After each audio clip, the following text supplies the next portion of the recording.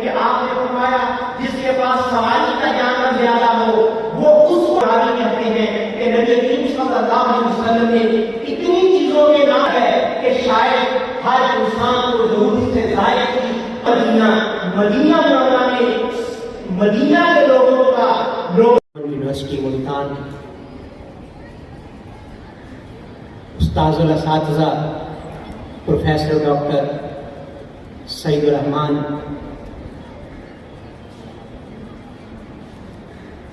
Stage پر decent work کا اگر علوم اسلامیہ کی اصطلاحات کے پس منظر میں ترجمہ کیا جائے یا سمجھنے کی کوشش کی جائے تو شاید اس کے لیے بہترین لفظ جو قرآن کریم نے عمل صالح کی صورت میں ہمیں عطا کیا ہے.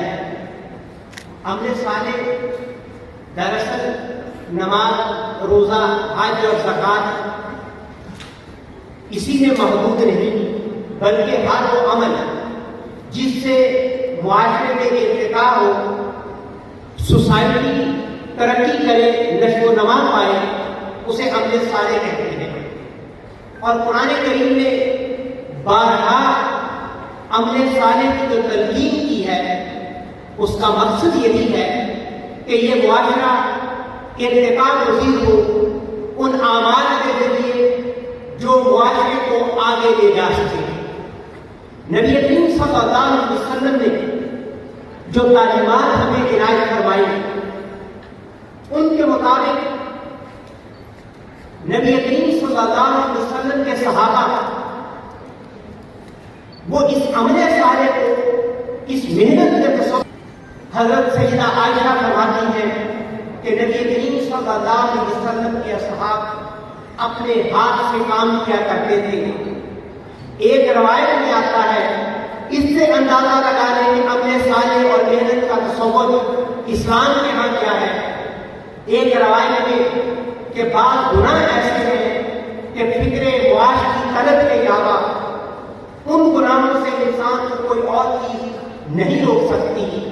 نبی کریم صلی اللہ علیہ وسلم نے ہمیں جو اسوہ حسنہ عطا کیا اس میں یہ حقیقت ہمیں پیش نظر رکھنی چاہیے. آپ نے ایک صحابی سے مصافحہ کیا، سلام لیا، ہاتھ بھرے تھے، ہاتھ کے نشان تھے.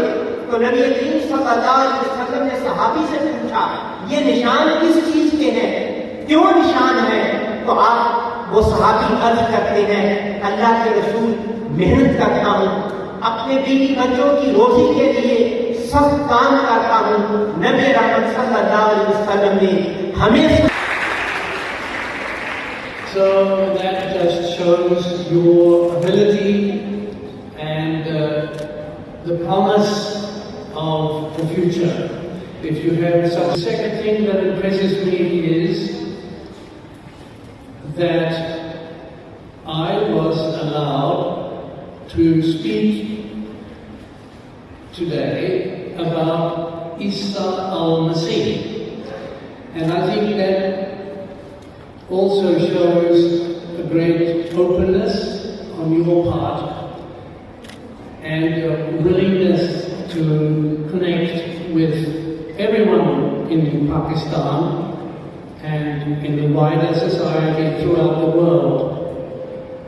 So I would like to present to you the social vision of Isa al-Masih. And in brief, what I'm going to say is quite simple, that Isa al-Masih brought a new social vision to the first century Palestine society where he lived. And that new vision, of course, is also very relevant for us today. It's not just the vision that he gave to those people back there in Palestine, in his time, but it teaches us and inspires us today. And in brief, he presented an alternative wisdom, a new kind of wisdom.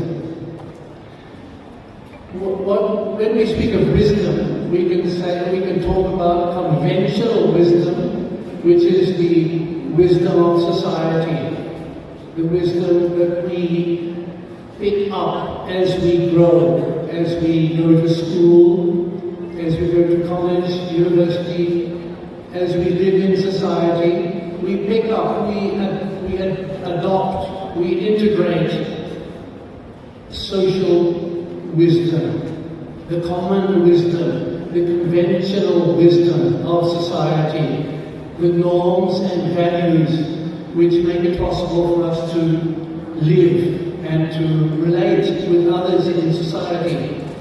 Conventional wisdom is important and will remain part of us. But Jesus, as I call him, Jesus gave another kind of wisdom. And he broke away from the conventional wisdom of society. The conventional wisdom of society in his day was based on honor, izzat. It was based on purity, tazkiyah. The conventional wisdom, the social wisdom, the common wisdom of his day was based on wealth, money, position, respect. And Jesus said, there is another kind of wisdom. And he taught his followers a way, a path, Sirat al-Mustaqim. Christians follow a path. We all follow a path. But the path that Jesus taught was a narrow path. As he himself said, I give you a narrow path, and few people find this path.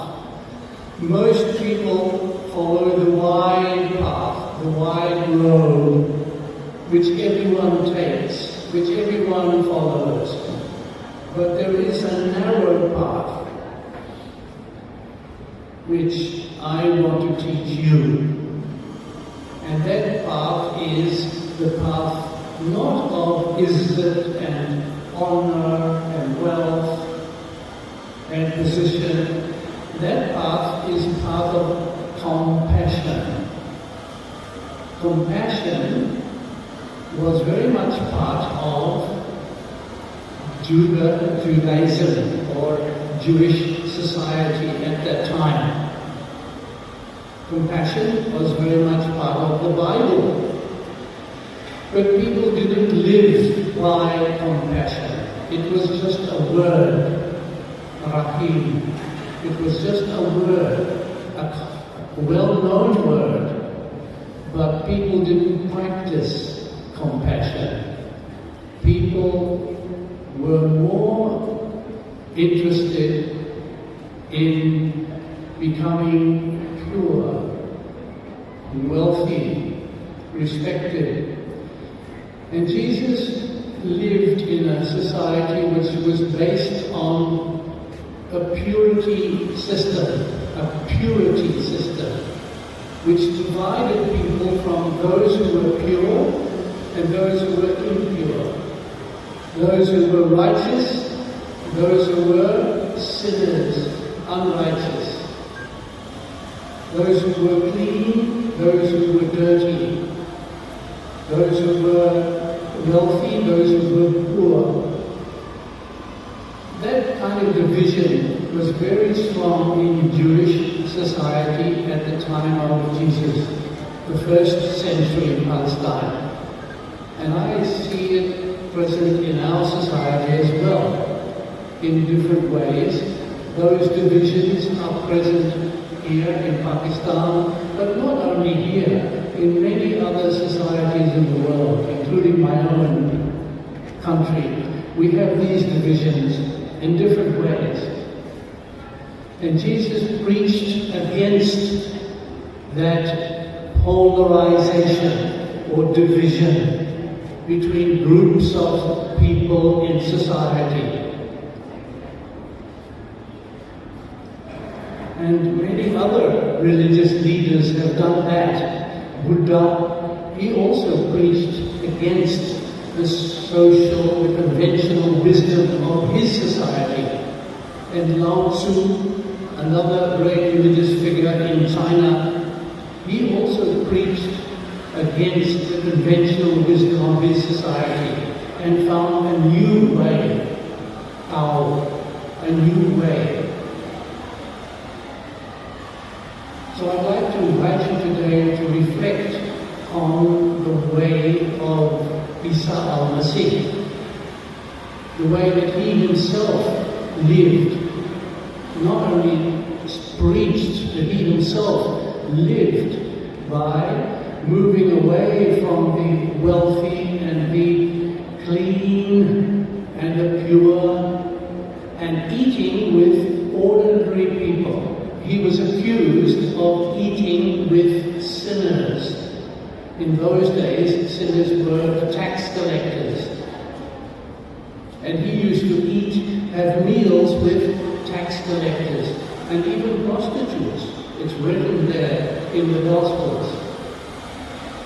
And Jesus was mocked and ridiculed for that because he didn't follow the normal pattern of society where leaders and scholars, they have their own group. They stay in a separate group within society. Jesus moved away from that kind of group and moved among ordinary people, the sick. In those days, the sick were also classed as impure, and people would avoid them. People who had leprosy in those days.